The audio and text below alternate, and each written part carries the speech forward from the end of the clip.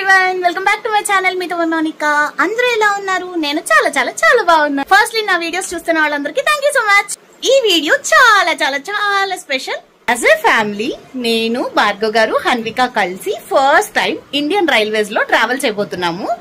Already thumbnail లో చూసేశారు కాబట్టి మేము వెళ్ళబోయే ప్లేస్ నా నోట్ తో మీ అందరికి మళ్ళీ చెప్పేస్తాను. మేము హైదరాబాద్ వెళ్తున్నాము. హైదరాబాద్ సడన్ గా ఎందుకు వెళ్తున్నాం ఏమో ఎవరికి తెలుసు, ఉత్తినే వెళ్తున్నాం. సో గూడూరుకి ఇప్పుడు ప్రెసెంట్ అయితే టాటా చెప్పేస్తున్నాము. గూడూరులో వచ్చేసి 7:30కి ట్రైన్ అనమాట. సో అంతా రెడీ అయిపోయాం, ప్యాక్ చేసేసుకున్నాం బ్యాగ్స్ అన్ని, ఆల్ సెట్ టు గో. ఇక మిగతా విషయాలు రైల్వే స్టేషన్ కి వెళ్ళిన తర్వాత మాట్లాడుకుందాం. మీకు అన్ని చెప్పేస్తాను, నా జర్నీ ఎలా జరిగింది, నైట్ జర్నీ పాపతోటి ఎట్లా అయ్యింది, యాజ్ ఎ ఫ్యామిలీ మేము ఎలా ట్రిప్ ఎంజాయ్ చేసాము, ఇదంతా మీతో షేర్ చేసుకుంటాను. So do not skip the video. చివరి వరకు చూసి మీకు ఈ వీడియో ఎలా అనిపించిందో కింద కామెంట్ సెక్షన్ లో షేర్ చేసుకోవడం మాత్రం అస్సలు మర్చిపోకండి. రైల్వే స్టేషన్ కి వెళ్లాల్సిన టైం అయిపోయింది. సో ముందుగానే ఆటోకి చెప్పుంచాము. ఆటో రాగానే లగేజ్ అంతా వాళ్ళు ఎక్కిచ్చేస్తున్నారు. నేనైతే హన్విగాడిని పట్టుకుని ఆటోలోకి ఎక్కేసాను.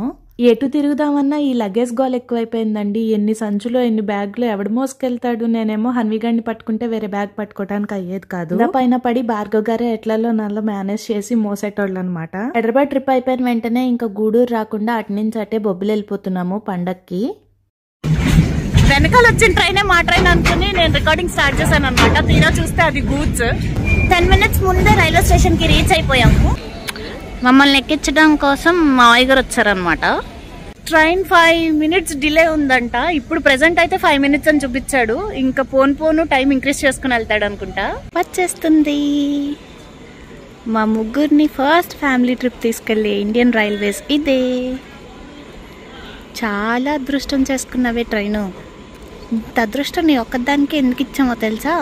నువ్వు మంచిదానివి కాబట్టి నాకు తెలుసు.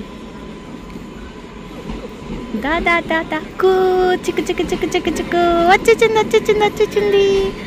ఇదే మమ్మల్ని ఇప్పుడు సికింద్రాబాద్ వరకు జాగ్రత్తగా తీసుకెళ్తుంది అనమాట. This is a train. టికి కరెక్ట్గా 5 minutes డిలేలో భలే వచ్చేసింది. ఎనీవేస్ ఇప్పుడు ట్రైన్ ఎక్కేస్తాం. ఇంకా మా జర్నీ స్టార్ట్ చేసేస్తున్నాం.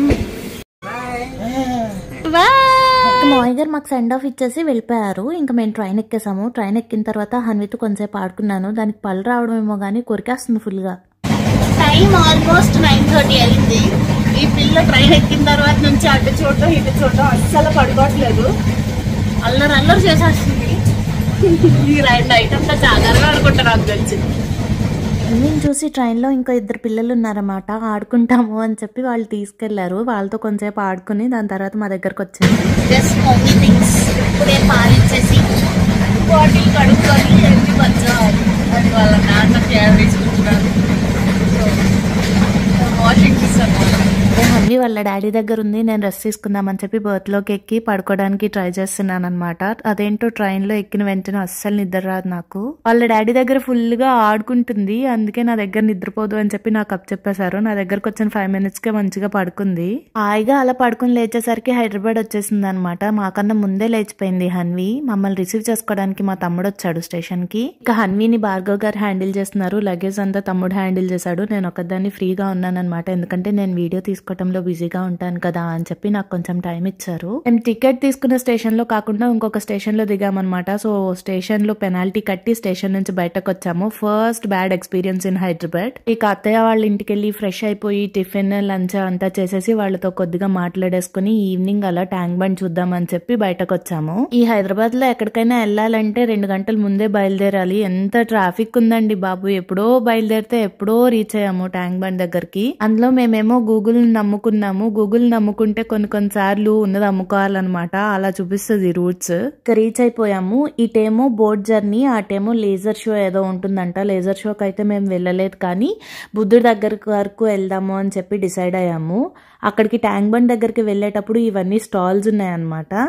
ఈ స్టాల్స్ పక్కకే టికెట్ కౌంటర్ ఉంటుంది. అక్కడ టికెట్ తీసుకొని మనం ఎంటర్ అయిపోవటమే. బ్యాచెస్ కింద పంపిస్తారు. ఆల్మోస్ట్ చాలా మంది ఈ ట్యాంక్ బండ్, బుద్ధుడి విగ్రహం ఇవన్నీ చూసేసి ఉంటారు కదా. నేనైతే వెరీ ఫస్ట్ టైం అనమాట విజిట్ చేయటం. నేను హైదరాబాద్ లో 2 years వర్క్ చేశాను. కానీ రైల్వే స్టేషన్ లో ట్రైన్ ఎక్కి మా ఊరు వెళ్ళి మళ్ళీ మా ఊర్లో ట్రైన్ ఎక్కి హాస్టల్కి వెళ్ళిపోయేదాన్ని అనమాట. సో ఇంకెక్కడా తిరిగేదాన్ని కాదు, అంత టైం కూడా ఉండేది కాదు. సర్లే ఇప్పుడు చూడకపోతే ఏమైంది, మా ఆయనతో కలిసి చక్కగా అన్ని చూడొచ్చులే అనుకునేదాన్ని. కానీ మా అమ్మేమో ఈ దేశం కాదు ఆ దేశం కాదు అదేదో దేశానికి ఇచ్చి పెళ్లి చేసేసింది నాకు. దేశం నుంచి మన దేశానికి వచ్చిన ఈ 2 నెలల్లో అన్ని కవర్ చేయడం అంటే చాలా కష్టం. అందుకే ఒక్కొక్కసారి ఒక్కొక్క ట్రిప్ వేస్తున్నాం అనమాట. అప్పుడెప్పుడో అమ్మతో కలిసి పాపకొండలు బోట్ రైడ్ లో వెళ్ళాను అనమాట. సేమ్ ఇట్లానే ఉంటుంది అందులో కూడా. ఆ ఎక్స్పీరియన్స్ గుర్తొచ్చింది మళ్ళీ నాకు. ఇది అంత బోట్ రైడ్ అంతా చూస్తూ ఉంటే దగ్గరికి వెళ్లే కొద్దీ ఎక్సైట్మెంట్ పెరిగిపోతూ ఉంది నాకు. ఎన్నో ఇయర్స్ నుంచి కన్నా కల కదా. ఆ ఎంజాయ్మెంట్ పక్కన పెట్టేస్తే హన్విగడ్ అయితే మళ్ళీ ఎంజాయ్ చేసింది. బోట్ లో ఉన్న వాళ్ళందరికీ హాయిలు బాయిలు చెప్పేస్తూ ఉండింది అనమాట.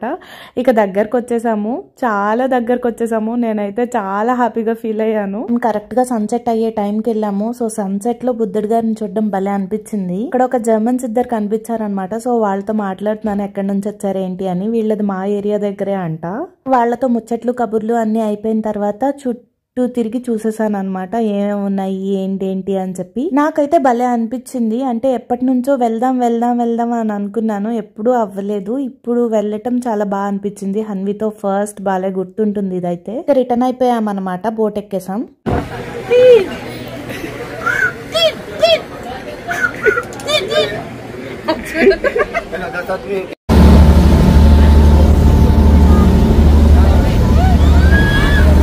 నైట్ వ్యూస్ చుట్టూ లైట్లు వేసి భలే అందంగా అనిపించింది నాకైతే. ఎంత బ్యూటిఫుల్ గా ఉందంటే. సో ఈ ట్రిప్ అంతా అయిపోయిన తర్వాత డైరెక్ట్ గా చార్మినార్ రాంగ్ డ్రైవ్ కొట్టాము. యాక్చువల్లీ ఆ రోజు నేను ఫాస్టింగ్ అనమాట. సో నాకు వెంటనే ఆకలేసింది. చెరుకు రసం తీసుకుందామని చెప్పి 3 చెరుకు రసం తీసుకుని ఇక చార్మినార్ లోపలికి వెళ్ళి ఏమన్నా షాప్ చేద్దాం అనుకున్నాం. అదేంటో ఎప్పుడు చార్మినార్ అనుకున్నా ఈ జనం అసలు తగ్గరు. ఎప్పుడు ఖాళీగా ఉంటుందో కూడా నాకు తెలీదు. జనాన్ని చూసి జడ్చుకుని ఇంటికి వెళ్ళిపోయామన్నమాట. ఆ రోజు అలా గడిచిపోయింది. దాని తర్వాత రోజు వైకుంఠ ఏకాదశి. అత్తయ్యతో కలిసి ఎర్లీ మార్నింగ్ 4:30కి వాళ్ళ ఇంటి పక్కనే ఉన్న గుడికి వెళ్ళామన్నమాట. చాలా బాగా చేశారు అక్కడ. వైకుంఠ ఏకాదశి రోజు ఇలాంటి దర్శనం జరగడం కూడా అదృష్టం అనే చెప్పాలి. చక్కగా వాళ్ళు చేసిన పూజలో నేను పాల్గొని పూజ చేసుకుని చక్కగా ఇంటికి రిటర్న్ అయ్యాము. ఇంటికి వచ్చేసిన తర్వాత మళ్ళీ కొంతసేపు రిలాక్స్ అయ్యి ఫ్రెష్ అయ్యి భార్గవ్ గారు, నేను, హన్విక అండ్ తమ్ముడు కలిసి స్వర్ణగిరి వెళ్ళామన్నమాట. అసలు ఏ గుడి దగ్గరికి వెళ్తున్నా ఈ నామాలు పెట్టేవాళ్ళు ఎక్కువైపోయారండి. ఈవిడ నామం పెట్టించుకోండి అంటే లేదండి మా దగ్గర చిల్లర లేదు అని చెప్పాను. చిల్లర లేకపోతే ఫోన్ పే చేసేయండి అంటుంది. వీళ్ళ దగ్గర కూడా ఫోన్ పే స్కానర్స్ అన్ని అవైలబుల్ గా ఉన్నాయి. అసలు మాకు వద్దండి బాబాయ్ అని చెప్పేసి ఇంకా గుడి లోపలికి వెళ్ళిపోయాము. అసలు స్వర్ణగిరి టెంపుల్ అయితే నాకు భలే నచ్చేసింది. ఎంత ప్లెజెంట్ గా, ఎంత స్పేస్ తోటి చాలా నీట్ గా డిజైన్ చేశారు. ఈసారి ఇండియా ట్రిప్ లో ఖచ్చితంగా వెళ్లాల్సిన ప్లేస్ ఏంటి అంటే స్వర్ణగిరి అనుకునే వచ్చాను నేను. ఎన్ని రీల్స్ చూసాను స్వర్ణగిరి టెంపుల్ రిలేటెడ్. ఆ అదృష్టం ఏంటంటే ఇంత మంచి టెంపుల్ వైకుంఠ ఏకాదశి అంటే స్పెషల్ డే లో విజిట్ చేయటం ఇంకా బ్యూటిఫుల్ గా అనిపించింది అనమాట. మేము ఈ స్వర్ణగిరి టెంపుల్ రీచ్ అయ్యేసరికి 11:30 అలా అయ్యిందండి. అప్పటికే జనం ఫుల్ గా ఉన్నారు టెంపుల్ నిండా. అండ్ ఆ రోజు స్పెషల్ గా వైకుంఠ ఏకాదశి కాబట్టి టెంపుల్ అంతా ఫ్లవర్స్ తోటి ఫుల్ గా డెకరేట్ చేసేసారనమాట. సో మొబైల్ అలౌ చేయము లోపలికి. మొబైల్ ఏమో మీరు బయట ఇచ్చేసి వెళ్ళాలి అని చెప్పేసి అన్నారు. భార్గవ్ గారిది తమ్ముడిది ఇచ్చేసాను గానీ నా మొబైల్ మాత్రం నా దగ్గరే ఉంచుకున్నాను అనమాట. అసలు టెంపుల్ లోపల ఫ్లవర్స్ డెకరేషన్ అయితే ఇట్లా రెప్ప ఆర్పితే మనం ఏమన్నా డెకరేషన్ చూడడం మిస్ అయిపోతామేమో అన్నంత బ్యూటిఫుల్ గా చేశారు. ఈ టెంపుల్ నార్మల్ డేస్ లో చూడడమే చాలా బ్యూటిఫుల్ అంటే ఇట్లాంటి స్పెషల్ డేస్ లో చూడడం ఇంకా బ్యూటిఫుల్ గా అనిపించింది. చాలా చాలా బ్లెస్డ్ ఫీల్ అయ్యాను నేనైతే. ఈ డెకరేషన్ అంతా ఎంత బ్యూటిఫుల్ గా ఉండింది కాబట్టి ఇదంతా క్యాప్చర్ చేసేసి మన దగ్గర పెట్టేసుకుంటామేమో అని చెప్పి మొబైల్స్ అలౌ చేయలేదు అనుకుంటా. కానీ నాలానే చాలా మంది సీక్రెట్ గా మొబైల్స్ అయితే తెచ్చేసుకుని వాళ్ళ షూటింగ్స్ లో వాళ్ళు బిజీగా ఉన్నారు. ఈ డెకరేషన్ అంతా చేయడానికి వాళ్ళకి ఎన్ని రోజులు పట్టిందో తెలియదు కానీ లైన్ లో నుంచి వెళ్తున్నప్పుడు ఫ్లవర్స్ అన్ని పీకేయటం, స్తంభాలకి బొండాలు అవి కట్టారనమాట. అవన్నీ ఊడిపీకేయటం. అంతమంది జనాలు కదా.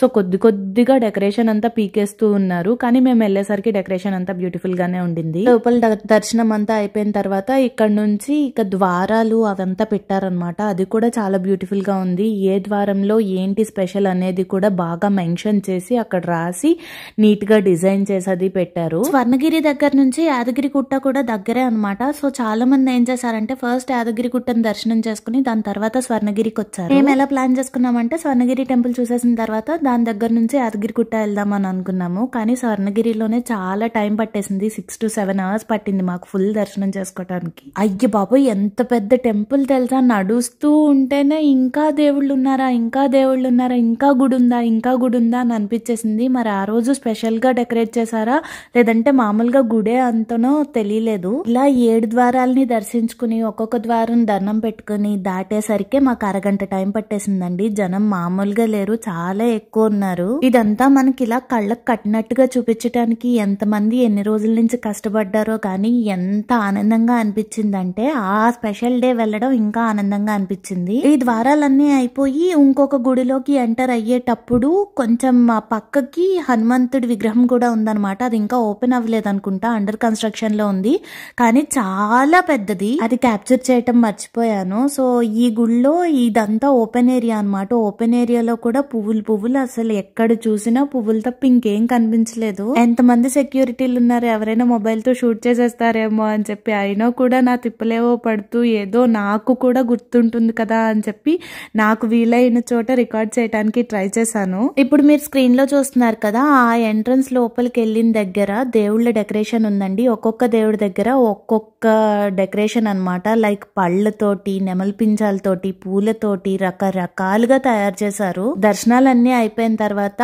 అన్నదానం కూడా చేశారనమాట. సో మేము అక్కడికే వెళ్ళి తినేసాము. అప్పటికే 3 అయిపోయింది. పాపం మాతో పాటు హన్విగాడికి కూడా ఏం పెట్టలేదు మేము. సో అన్నదానంలో పెట్టిన భోజనమే వాడికి కూడా తినిపించేసాం అనమాట. దర్శనాలన్నీ అయిపోయిన తర్వాత ఇక ఇంటికి వెళ్ళాము. ఇంటికి వెళ్ళేసరికి అత్తయ్య వాళ్ళేమో మూవీ టికెట్స్ తీసారనమాట. హన్విగాడికి very first experience in theatre. భయపడుతుందేమో, ఏడుస్తుందేమో అనుకున్నాను కానీ వాళ్ళు డాన్స్ చేస్తుంటే ఇది కూడా వాళ్ళతో పాటు డాన్స్ చేస్తుంది. అదంతా అయిపోయిన తర్వాత ఇక 3rd day in Hyderabad full shopping day అన్నట్టు డిసైడ్ అయ్యామన్నమాట. హన్విక ఫస్ట్ బర్త్డే కి రిటర్న్ గిఫ్ట్స్ ఇన్స్టాగ్రామ్ పేజెస్ లో అది ట్రై చేశాను, కానీ నాకు ఎందుకో డైరెక్ట్ గా వెళ్లి నేనే పర్చేస్ చేయాలి అని అనిపించింది. ఇక షాప్ చేయడానికి బేగం బజార్ వెళ్ళామన్నమాట. బేగం బజార్ వెళ్తే ఒకటి కాదండి, thousands ఆఫ్ ఆప్షన్స్ ఉంటాయి. మనకి ఏది సెలెక్ట్ చేసుకోవాలో కూడా తెలుసుకోవడానికి టైం పడుతుంది. సో అలా వెతికి మా బడ్జెట్ లో ఉన్న గిఫ్ట్స్ అన్ని పర్చేస్ చేసేసి అవన్నీ వాళ్లే కొరియర్ చేస్తానని చెప్పారు. సో వాళ్ళకే ఇచ్చేసాం కొరియర్ చేయమని.